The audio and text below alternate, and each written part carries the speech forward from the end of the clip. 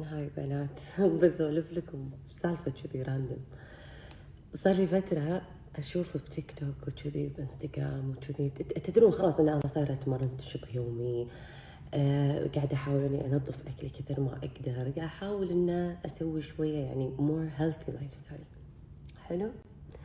وصراحة كل شيء ماشي تمام، الحمد لله، كل شيء زين، نفسيتي أحسن، جسمي أحلى، شعري أفضل، كل شيء فيني زين.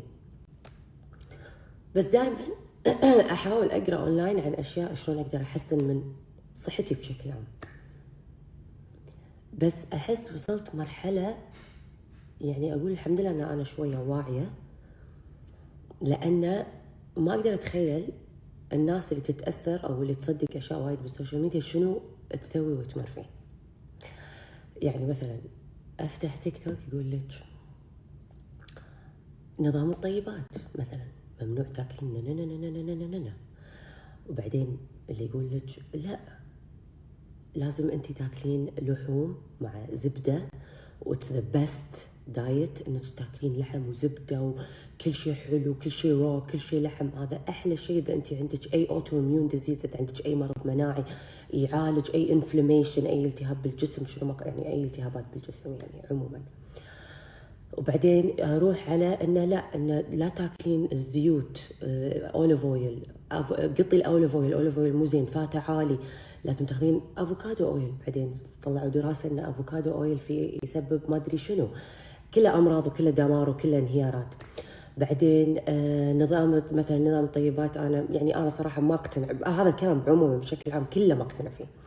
بعدين انه يو شود كالكوليت يور ماكروز، بعدين يور بروتين لازم يصير عالي عشان انت تبنين عضل، لازم تعطين جسمك بروتين عالي، وقاعده اشد حيلي بالبروتين بروتين بروتين.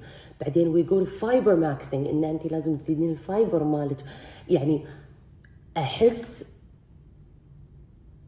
when will it end؟ متى راح نوقف؟ متى راح نعيش طبيعي؟ متى راح نعيش حياة صحية طبيعية بالانس من كل شيء؟ يعني أنا مؤمنة أن ما في شيء محطوط على هذا الأرض ممكن يضرنا إذا كنا ناخذه وناكله ونستفيد منه بالانس، بتوازن، بشيء طبيعي. يعني يا عندكم الناس اللي تقطع اللحوم كلها لأن اللحوم الحمراء ما مو زينة، يا الناس اللي تاكل بس سي فود وبعدين يوريك اسيد والدنيا تكب الدنيا، يا الناس اللي تروح على نظام الطيبات ونشوف فيه وفيات ونشوف فيه دنيا ودمار، وفي ناس هم تقول تعالجنا من وايد اشياء. يا انه ما عندك فايبر وايد، يا انك قاعد تاكلين بروتين وايد وماكو فايده، يا انك ما قاعد تاكلين كل شيء اصلا وتنهارين تصيرين ضعفك ومو حلو وتصيرين ضعيفه، جسمك يصير ضعيف، مو بس بالوزن ضعيف، ازن ويك، تعب. يا ان الناس تفلت وتصير متان. بس والله بس اخذي مغنيسيوم، بس الفيتامين دي مع دي 3 اند كي 2 اخذيه مع هذا المغنيسيوم بالليل، مغنيسيوم جلايسينيت، بس مو ما ادري.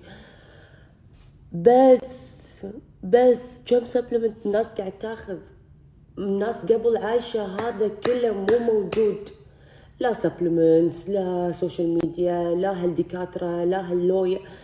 احس بس تعب والله العظيم. ومرات انا ليش تعبت ذهنيا، لان قاعد اقول هذا صدق في ناس قاعد تصدق كذي، في ناس صدق قاعد، ومشكله فيه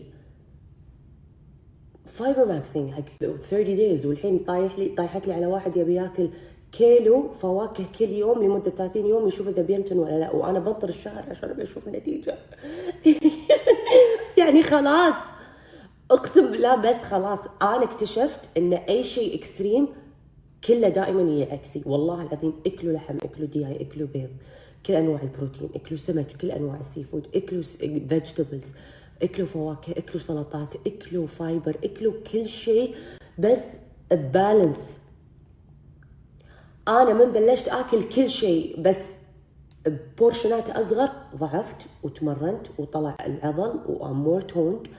واللي تموتني اللي تقول لي شي وانتس تو بي لين، لان اللين عباره عن لو فات اند هاي ماسل. لين مو لقطه، لين الجسم، نتيجه الجسم بعد التمرين، ويكون التمرين من بعد سنوات ان انت عضلك كله يبين والفات نازل.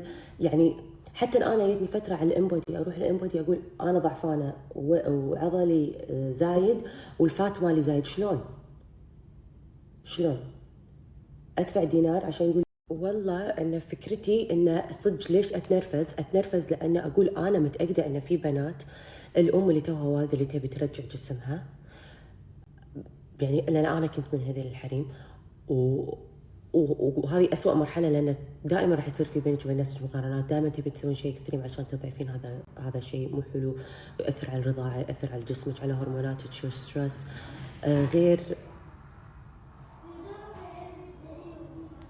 غير عموما يعني حتى البنات الصغار اللي يبون يضعفون، اللي قاعد يشوفون البنات اللي قاعد يضعفون، كل البنات اللي تبي تصير هيلثي، والله العظيم احلى شيء تسوينه حق نفسك انك ما تحطين نفسك في ستريس، لا نفسيتك ولا جسمك، وتكونين كل شيء مودريشن، كل شيء ميدل. اكلي اقل، بس اكلي اقل بشكل هيلثي، تمرني اكثر، نفسيتك عدليها. مامي نو